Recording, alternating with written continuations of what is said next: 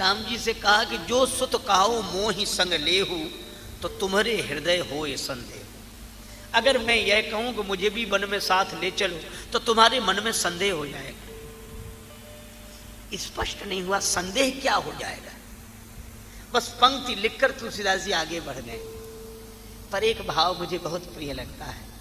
कौशल्या जी बोली, राम तुम्हारे मन में एक संदेह हो जाएगा। क्या? बोले, एक तो भरत की मां कैकेयी हैं, जो राम का युवराज पद पर अभिषेक उत्सव नहीं देखना चाहती। और कौशल्या जी बोली, अगर मैं कहूं कि राम मुझे भी अपने साथ वन ले चलो, तो तुम्हें कहीं यह संदेह ना हो जाए, क्या राम की मां कौशल्या भी भरत का राज्याभिषेक नहीं देखना चाहती, इसलिए वन जाने की बात कर रही है? तो नहीं नहीं, राम जैसे मेरे लिए तुम, वैसा भरत, मैं भरत का राज्याभिषेक देखूंगी, यही रहूंगी। भरत जी तो रोने लगे, चरणों में सिर रख दिया। माता, तुम्हारे जैसे जननी के कोख से परमात्मा ही प्रकट होते हैं, मनुष्य रूप में अवतार लेते हैं। श्री भरत रात्रि भर कहते रहे एक ही बात, मां अब का फल मुझे मिल जाए। कौशल्या मैया बोली, भरत दोबारा मत कहना ऐसा। एक बात याद रखो, चंद्रमा में चाहे आग पैदा हो जाए, चंद्रमा में अग्नि प्रकट हो जाए, लेकिन भरत तुम राम के विरुद्ध नहीं हो सकते। सवेरा हुआ, गुरुदेव वशिष्ठ आए। भरत को देखकर तो गुरुदेव वशिष्ठ भी रोने लगे। बिलखि कही मुनिनाथ, सुनो भरत भावी प्रबल, बिलखि कही मुनिनाथ, हानि लाभ जीवन मरण जस अपजस विधि हाथ। महाराज दशरथ का अंतिम संस्कार होने जा रहा था। माताएं सब सती होने के लिए आगे बढ़ी। आहा, भरत ने चरण पकड़ लिए सभी माताओं के। कौशल्या जी ने कहा, क्यों रोक रहे हो? भरत जी ने कहा कि मां, पिताजी का मनोरथ था श्री राम जी को राज्य पद पर बैठे हुए देखने का, लेकिन उनकी वे आंखें यह दृश्य नहीं देख सकी, तो वे आपकी आंखों से तो वे दृश्य देखें। अपना मनोरथ देख पाए न पूज्य पिता, उनका मनोरथ मां किसको दिखाऊंगा? और इतने पर भी न मानोगी कहना, यदि मेरी मात, तो तुमसे प्रथम साथ में पिता के मैं चिता में जल जाऊंगा। गही पद भरत मात सब राखी, रही रानी दर्शन अभिलाखी। वह दिन बीता। दूसरे दिन आपातकालीन बैठक बुलाई गई। गुरुदेव वशिष्ठ विराजमान हुए, माता कौशल्या और माताएं, मंत्रीगण सब इकट्ठे हुए। गुरु जी ने कहा कि भरत, आहा, तुम्हारे पिता ने तुम्हें राज्य दिया है, और पुत्र का धर्म है पिता की आज्ञा का पालन करना, इसलिए इस राज्य पद को स्वीकार करो। हाँ, एक बात है, तुम्हें अगर यह उचित न लगे तो राम जी के आने पर यह पद उन्हें सौंप देना। सेवा करे स्नेह सुभाएं। इसे सुनकर श्री सीताराम जी भी प्रसन्न होंगे और कोई इसे अनुचित नहीं बताएगा। इस पद पर बैठो। माता कौशल्या बोली, बेटा, तुम्हें यह बात अच्छी ना भी लगे तो भी पद पर बैठ जाओ, क्योंकि पूत पथ्य गुरु आयसु आहाई। गुरुदेव की आज्ञा पथ्य समझकर स्वीकार करना। मंत्रियों ने भी कहा, कीजिए गुरु आयसु अवश्य, कहीं सचिव कर जोर। भरत जी ने सबकी बात सुनी। अंत में बोले, गुरुदेव, आप बिल्कुल ठीक कह रहे हैं। आप जो उपदेश दे रहे हैं, इसका आचरण करने से मेरा भला होगा। क्या क्या भरत जी के गुणों की बात करूं, शील गुण भरत जी का। इसलिए गुरु अवमान दोष नहीं दूसरा। गुरुजनों की बात का मंडन किया, फिर अपना निवेदन किया। इसीलिए तुलसीदास जी कहते हैं कि भरत जी जब बोलते हैं ना, तो वचन अमीय जनु गोरी, अमृत में डुबाकर वचन बोलते हैं। कई लोग कहते हैं हम तो साफ बोलते हैं, किसी को बुरा लगे चाहे भला, साफ। बहुत लोग कहते हैं सत्य तो कड़वा होता है। पता नहीं कहां से ये परिभाषा आ गई कि सत्य कड़वा होता है। हमारे यहाँ सत्य बोलने की महिमा पर जोर है, पर साथ साथ प्रिय बोलने की। सत्यम ब्रूयात प्रियम ब्रूयात, न ब्रूयात सत्यम अप्रियम, अप्रिय सत्य मत बोलो। इसे एक उदाहरण से समझा जा सकता है। एक आदमी के घर आए मेहमान, बहुत जल्दी में थे, मिले और बोले अब जा रहा हूं। बोले ऐसे कैसे? घर आए, कुछ खा पी कर जाओ, जल्दी बनवा देता हूं। बोले नहीं नहीं, वो इतना समय कहाँ है। तो बोले बाजार से मंगवा देता हूं। पिता ने 10 रुपए दिए, अपने बेटे को भेजा कि गरम गरम जलेबी ले आओ। बेटा जाने लगा, पिता बोला देख लेना, गरम गरम का मतलब समझते हो क्या? बोले जैसे ही कढ़ाई से निकले वैसे। बेटा गया, हलवाई जलेबी बना रहा था, एक कढ़ाई से जैसे ही उसने जलेबी निकाली और दूसरी कढ़ाई में डालने लगा चाशनी वाली। बेटा बोला ये क्या गड़बड़ करते हो? पिताजी ने कहा था जैसे ही कढ़ाई से निकले वैसे ही ले आना। अच्छा अब आप बताओ, अगर एक ही कढ़ाई से निकली वह जलेबी ले आए तो सिकी तो खरी है, खरी है, इसमें कोई संदेह नहीं, खरी है, लेकिन स्वाद आएगा नहीं आएगा जब तक चाशनी में न डुबोई जाए। बस यही है, अपनी वाणी की जलेबी को सत्य की कढ़ाई में खरी सेक तो लो, लेकिन शील की चाशनी में डुबोकर सामने वाले को दो। एक कवि ने तो कहा कि परमात्मा ने इस शरीर की संरचना में अस्थि का उपयोग किया है, प्रत्येक अंग में हड्डियां ही हड्डियां हैं, लेकिन एक यह जिह्वा ऐसी है कि इसमें कोई अस्थि का प्रयोग नहीं किया। क्यों? उस कवि ने कहा कि कुदरत को ना पसंद थी सख्ती बयान में, कुदरत को ना पसंद है सख्ती बयान में, इसीलिए तो दी नहीं हड्डी जवान में। भरत जी के द्वारा यह उपदेश लेना चाहिए कि अपने से बड़ों की बात का पहले मंडन करो, ऐसे नहीं सुनते ही वो बेचारे बोले नहीं नहीं नहीं ये ऐसा ऐसा नहीं, ये ठीक नहीं, हम सुनेंगे नहीं, अब ये कोई बात हुई, अपमान होगा। भरत जी कहते हैं गुरु जी आप ठीक कह रहे हैं, माता जी आप ठीक कह रहे हैं, मंत्रीगण सब ठीक कह रहे हैं। गुरु जी बड़े खुश हो, अब भरत सिंहासन पर बैठे, लेकिन भरत जी ने अत्यंत विनम्रता पूर्वक कहा गुरुदेव मुझे यह पद नहीं चाहिए। गुरु जी अवाक रह गए, बोले यह मेरी व्यथा है।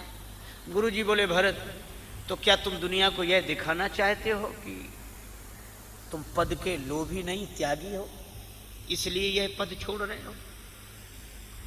धन्य है, श्री प्रेम मूर्ति है। श्री भरत जी तुरंत बोले गुरुदेव मैं तो पद का लोभी हूं, इसलिए पद छोड़ रहा हूं। गुरु जी बोले ये अजीब तर्क है, त्यागी लोग पद छोड़ते हैं, लोभी आदमी कहीं पद छोड़ता है? भरत जी बोले गुरुदेव कभी कभी लोभी आदमी भी पद छोड़ देता है। कहा कब? बोले किसी लोभी को बड़ा पद मिल जाए तो छोटा पद छोड़ देता है। तो भरत इस अयोध्या के राज्य पद से भी कोई पद बड़ा है? हाँ गुरु जी। देखे बिनु रघुनाथ पद जिय के जननी न जाय। राम पुनीत प्रेम अनुगामी, आपने कहा था कि जिनके भजन के बिना हृदय की जलन नहीं जाती वे श्री राम तुम्हारे पुत्र बने हैं। आपने कहा था पिताजी से? गुरु जी बोले हाँ कहा था। बोले गुरु जी आपने तब कहा था, आपकी वही बात आज मैं दोहरा रहा हूं कि देखे बिन रघुनाथ पद जिय के जरन न जाए। तो आपकी ही आज्ञा का पालन है। गुरु जी प्रसन्न हो गए, लेकिन एक बात कही भरत अगर मैं तुम्हें बला जबरदस्ती सिंहासन पर बिठाऊं तो नहीं बैठोगे? भरत जी बोले बैठना पड़ेगा, लेकिन परिणाम बड़ा अमंगलपूर्ण होगा। क्या? बोले गुरुदेव, अगर आप गुरोर आज्ञा गरीयसी के अनुसार मुझे जबरदस्ती सिंहासन पर बिठा दोगे तो एक ही दुष्परिणाम होगा, मोहि राज हठ देहु जबहि रसा रसातल जाई है तबहि। पृथ्वी रसातल को चली जाएगी अगर मुझे सिंहासन पर बिठा दो।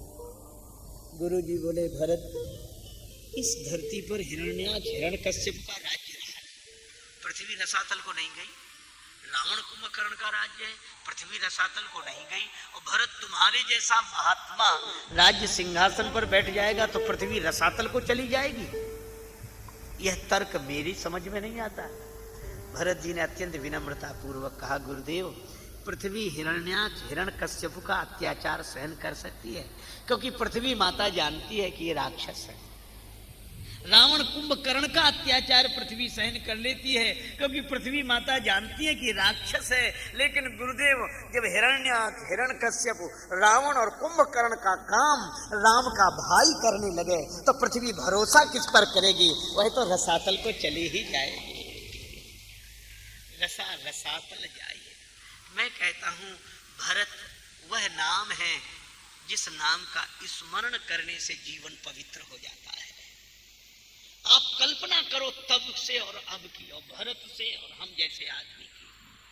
भरत जी कहते हैं कि हमें पद पर बिठा दोगे, हमें राज्य पद पर बिठा दोगे तो पृथ्वी रसातल को चली जाएगी। और हम कहते हैं कि हमें अगर पद पर नहीं बिठाओगे तो देश रसातल को चला जाएगा। अगर बचाना है तो हमें बिठा।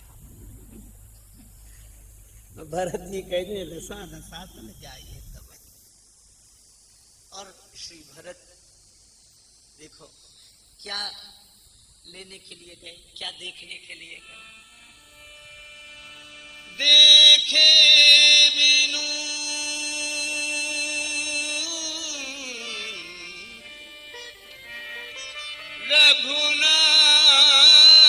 रघुनाथ पद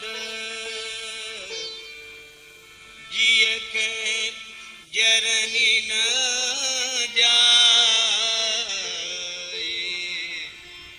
भज मन राम चरण सुखदाई, भज मन राम चरण सुखदाई। राम चरण सुखदाई, राम चरण सुखदाई, भज मन राम चरण सुखदाई।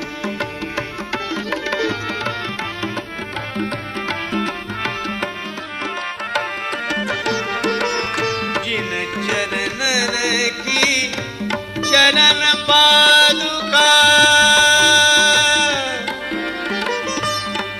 भरत रहे मन लाई, भरत रहे मन लाई, भरत रहे लीवलाई, भरत रहे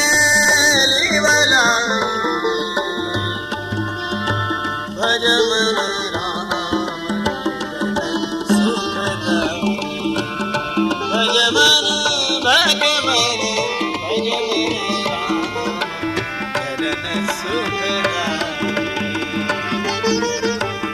राम चरण सुखदाई, भज मन भज मन भज मन भज मन राम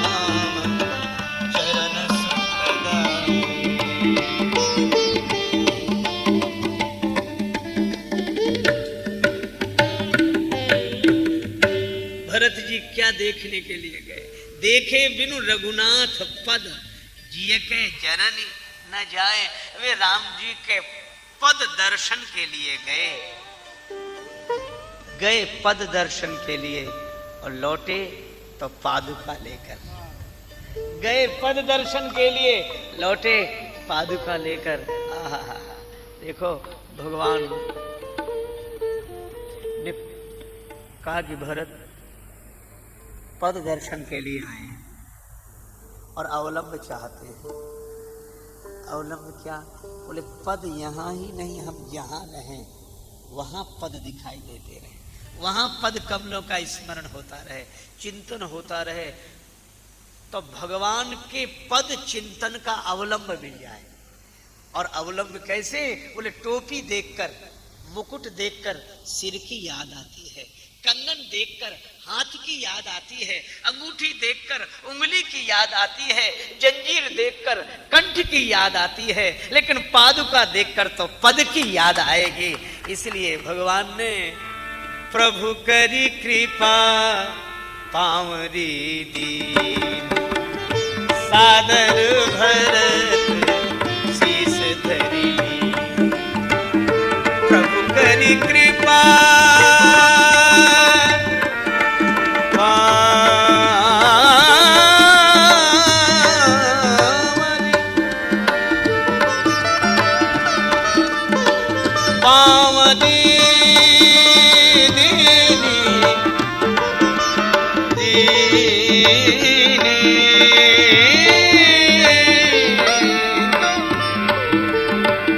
सादर भरत शीस धरी, सादर भरत शीस धरी, सादर भरत शीस धरी,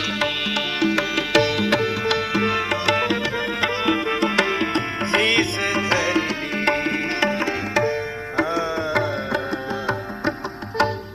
सीताराम सीताराम सीताराम सीताराम। सभी लोग आरती के बाद ही जाएंगे, कृपया आरती के बाद ही जाएं। सीताराम सीताराम सीताराम सीताराम। मैं आरती के लिए अनुरोध करता हूँ श्रीमती जयश्री बनर्जी, पूर्व सांसद, श्री भगवान दास भगवान जी भाई धीरावाणी, डॉक्टर आशुतोष श्रीवास्तव, के आशुतोष ताकल्ले, रामकिशोर अग्रवाल जी, अशोक राठी जी, महेश भट्टा जी, अंबिकेश्वर दुबे जी, नरेंद्र खजांची जी गाड़ावाला, चंद्र प्रकाश मिश्रा जी गाड़ावाला, पंडित इंद्रपाल तिवारी जी, डॉक्टर BM अरोड़ा जी, श्री संतोष नेवा जी, चिनू भाई शाह, श्री अजीत जैन जी, श्री सीताराम जी महाराज की, गिरिराज चाचा जी, श्री हनुमान जी महाराज की, श्री तुलसीदास जी महाराज की, सब संतन की जय, सब भक्तन की। कृपया सभी आरती जय जय श्री संपन्न होने के बाद ही सीताराम, जाएं। जय जय श्री राधे श्याम, नमः पार्वती पतये, हर हर जैन मुनियों के चरणों में महादेव। राम सिया की जय,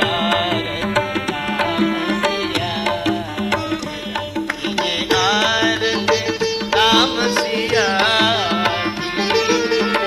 आरती राम सिया, सिया राम जी सिंहासन सोहे, ऋषि मुनियन के मन मोहे, निरखे छवि सिया सिया राम सिया, राम सिया राम सिया,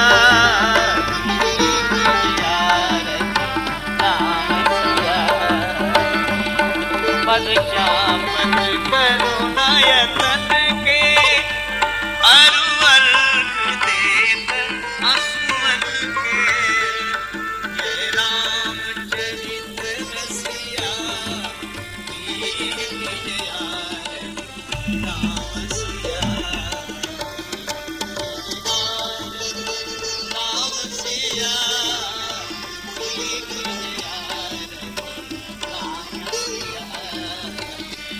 हरे भारत अरु लक्ष्मण विबुधमन भारत।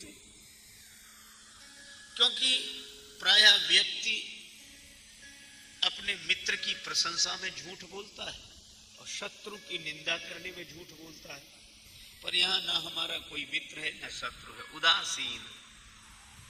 और फिर हम तपस्वी हैं इसलिए असत्य क्यों बोलें? और चलो लोक व्यवहार में समाज में रहना हो तो शायद झूठ बोलने की स्थिति भी आ जाए। उदासीन तापस बन रहा है। एक बात मैं कहता हूं, क्या तीर्थराज प्रयाग में मैं यह कह रहा हूं भरत कि मैंने जितनी साधना की है उस साधना का अगर कोई फल मिला तो श्री सीताराम जी लक्ष्मण जी का दर्शन।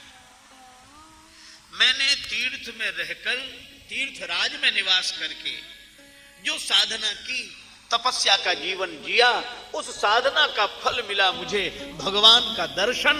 लेकिन भरत मैं यह कहता हूं कि कोई मुझसे पूछे कि साधना का फल तो मैं कहूंगा भगवान का दर्शन, और कोई मुझसे पूछे कि भगवान के दर्शन का फल तो मैं कहूंगा भरत तुम्हारा दर्शन।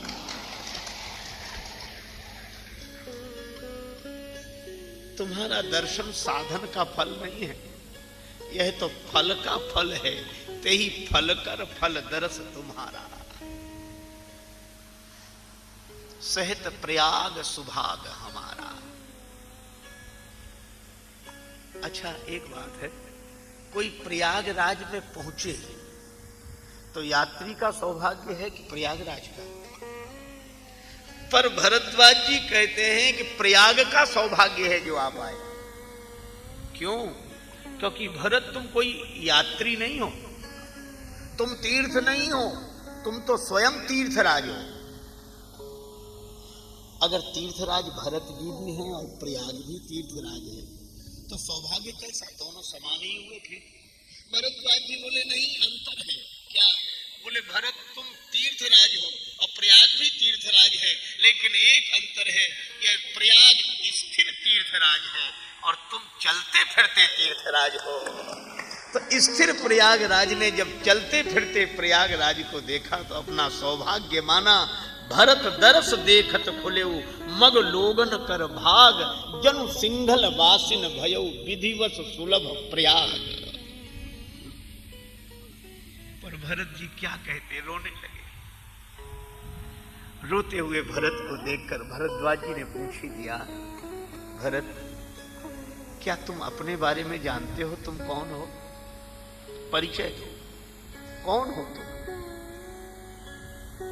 भरत जी मौन रहे, पर बार बार जब भरद्वाज जी ने कहा कि नहीं नहीं बताओ ना कौन हो तुम,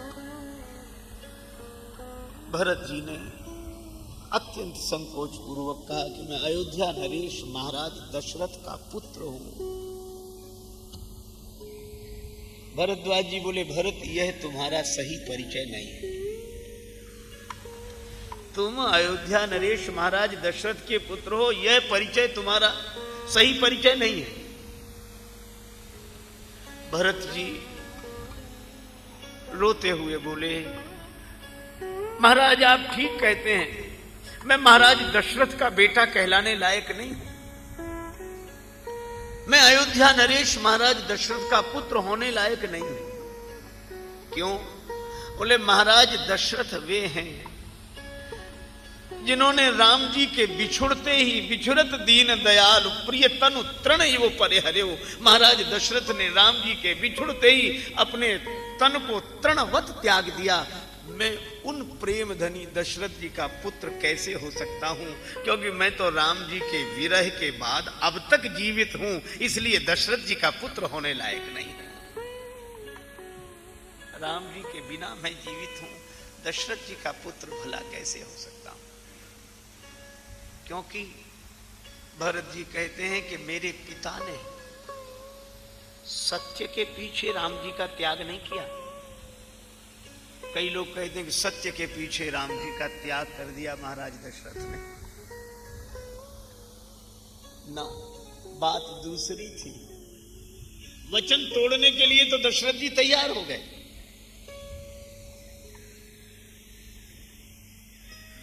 कह दूंगा कैकेयी जी से कि मैं वचन तोड़ रहा हूं, इससे क्या होगा? बोले जो वचन देकर वचन भंग कर दे तो अपयश हो जाएगा। दशरथ जी इसके लिए तैयार हो गए। अजस हो बरु सुजस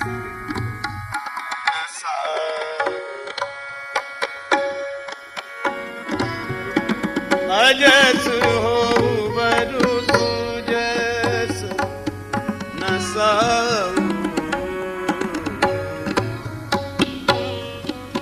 नरक परों बरु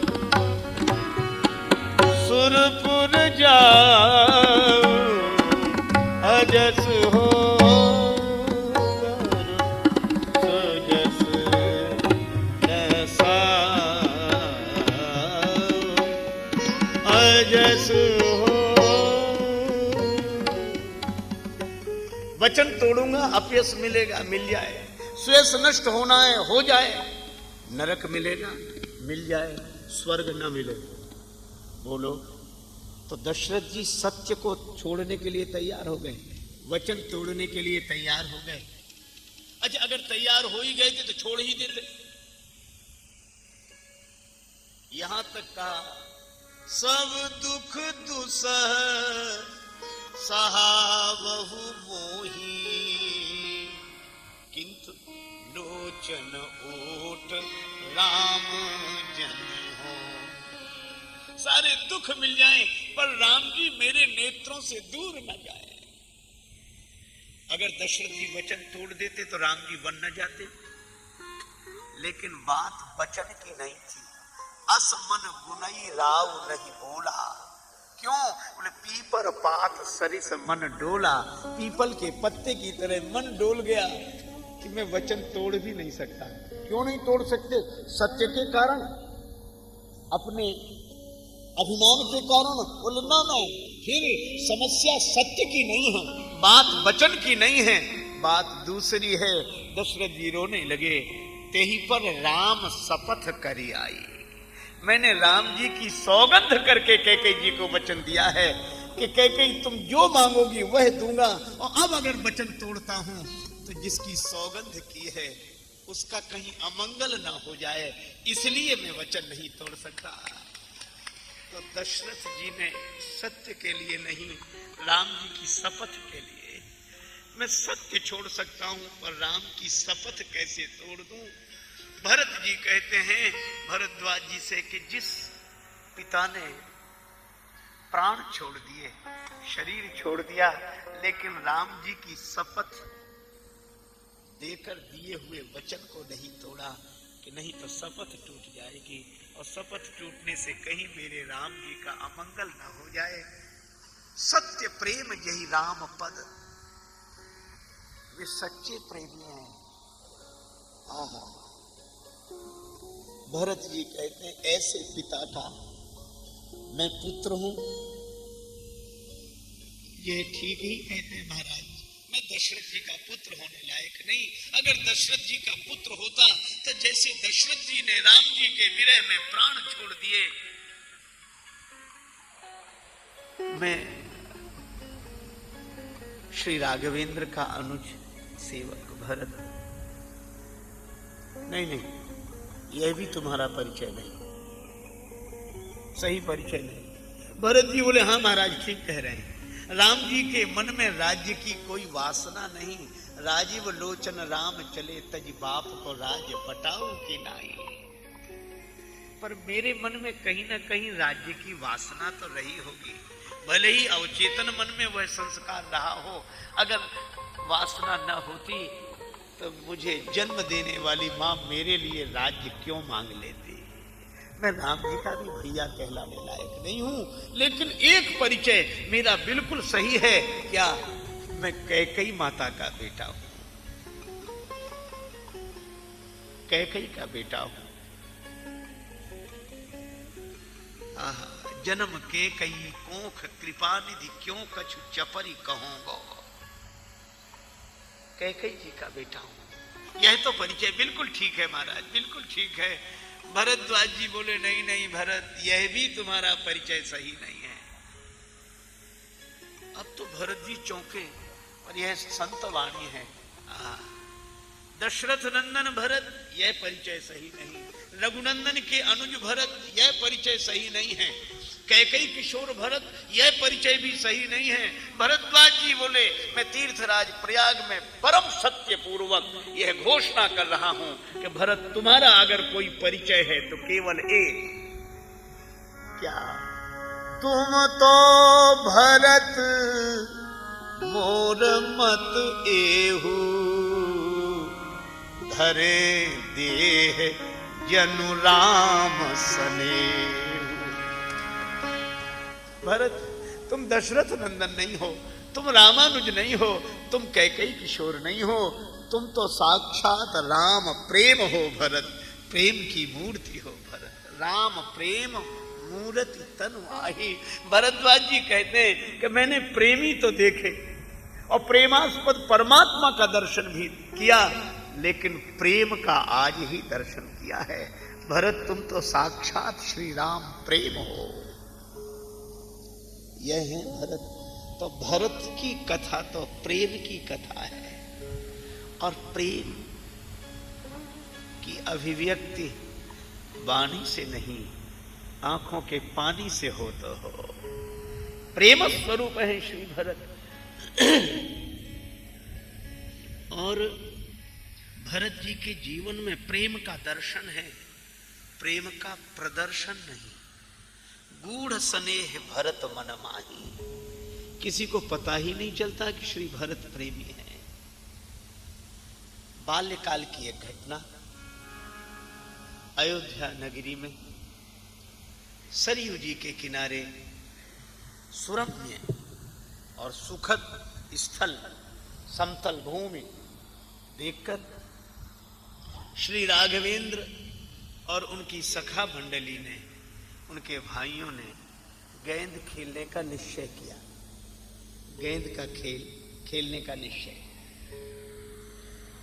लेकिन खेल तभी शुरू होगा जब दो दल बनाए जाएं। बिना दो दल के तो खेल हो ही नहीं सकता। श्री लक्ष्मण जी को लगा कहीं ऐसा नहीं हो कि भगवान खेल में अपने खिलाफ हमें खड़ा कर दें, क्योंकि लक्ष्मण जी तो खेल में भी प्रभु के खिलाफ नहीं रह सकते। वे तो श्री राम जी के पास आए कि प्रभु खिलाड़ी बनाना है तो अपनी तरफ रखना, खिलाड़ी बनाना है तो अपनी तरफ रखना, और नहीं तो मैं दर्शक रहूंगा, फिर खिलाड़ी नहीं रहूंगा। भगवान ने लक्ष्मण जी से कहा, आओ मेरे साथ। अब प्रश्न यह है कि सभी राम जी के पक्ष में हो जाएंगे तो विपक्ष में कौन रहेगा, और जब विपक्ष में कोई नहीं रहेगा तो खेल कैसे होगा।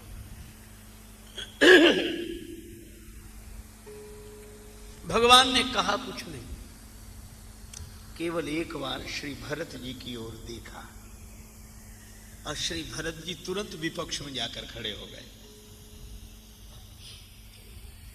किसी ने भरत जी से कहा कि श्री राम जी ने लक्ष्मण जी को अपने पक्ष में रख लिया, पर आपको अपने पक्ष में नहीं रखा। आपको इसका दुख नहीं है, परवाह नहीं है। भगवान ने पक्षपात किया है, लक्ष्मण जी को अपने पक्ष में रखा और आपको विपक्ष में। आपको इसकी परवाह नहीं है, दुख नहीं है। श्री भरत जी बोले, मुझे इसकी कोई परवाह नहीं कि भगवान पक्ष में रखते हैं या विपक्ष में। मुझे तो एक ही परवाह है, क्या किसी तरह भगवान का खेल पूरा होना चाहिए, चाहे पक्ष में रखें चाहे विपक्ष में रखें।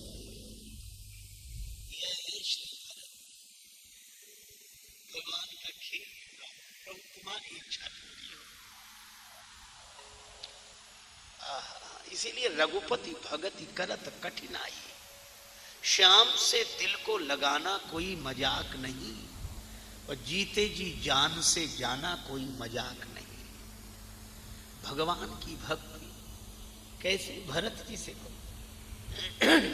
किस भरत जी से फिर पूछने वाले ने प्रश्न किया, लेकिन एक बात तो है, यह आपकी महानता है, पर लक्ष्मण जी राम जी के बिल्कुल पास में और आप तो इतने दूर हैं। ये भड़काने वाले भी तो कम नहीं होते हैं। कब किस तरह किस घटना की व्याख्या करें। का आपको राम जी से दूर रहना पड़ा। श्री भरत जी बोले, यह तो अपने अपने देखने का ढंग है। राम जी के पक्ष में जो है उन्हें वह लाभ नहीं मिल रहा जो हमें। क्यों? बोले जो श्री राम जी के पक्ष में खड़े हैं वे हमें देख रहे हैं, और हम विपक्ष में खड़े हैं तो हम भगवान का दर्शन कर रहे हैं। तो दर्शन का जितना बढ़िया अवसर विपक्ष वालों को मिल रहा है वो पक्ष वालों को नहीं मिल रहा है। यह है श्री भरत। खेल शुरू हुआ। राम लखन एक ओर भरत कमल लाल एक ओर भये। राम लखन एक ओर।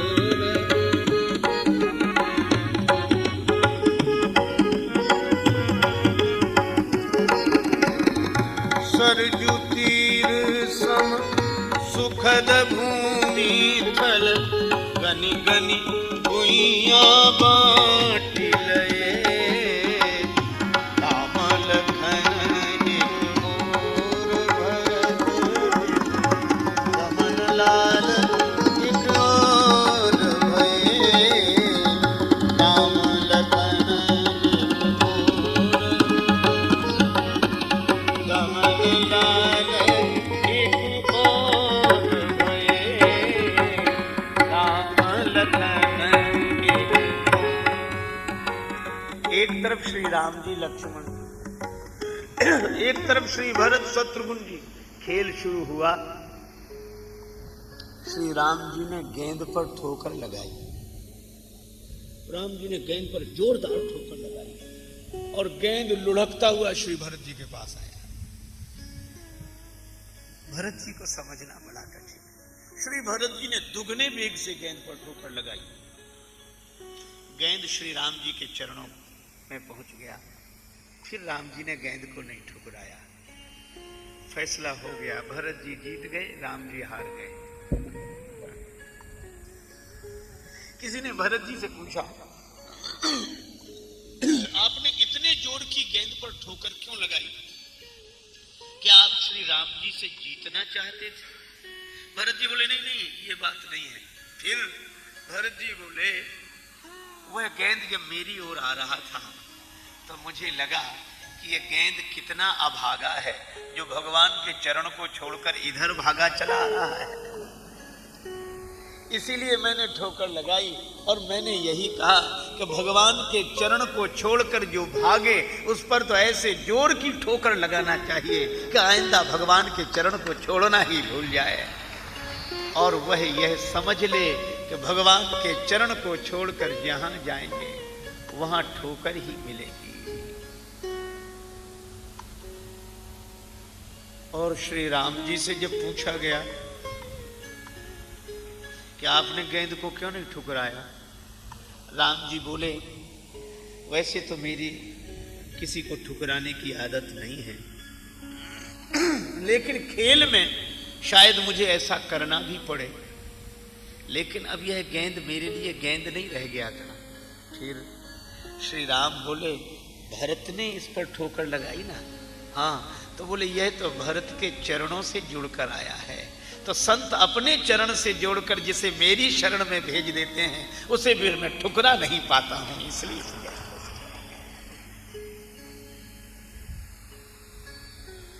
भगवान का यह स्वभाव है।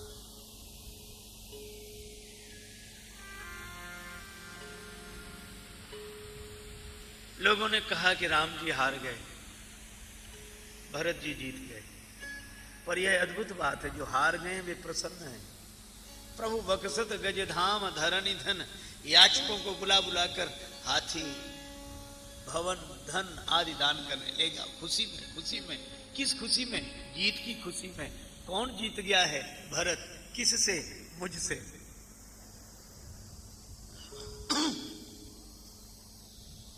राम जी जैसा स्वभाव कहीं नहीं, लेकिन यह भी सही है कि भरत जी जैसा भाव कहीं नहीं। भरत जी से जब पूछा गया, करे आप तो जीत गए और सिर झुकाए बैठे हैं, आंखों में आंसू हैं, क्या बात है? भरत जी बोले मैं जीता नहीं हूं। अरे आपने राम जी को हरा दिया है खेल में। भरत जी बोले यह सही बात नहीं है कि मैंने राम जी को हरा दिया है। फिर भरत जी बोले सही बात तो यह है कि मैंने राम जी को नहीं हराया, बल्कि राम जी ने मुझे जिता दिया है। मैं प्रभु कृपा दी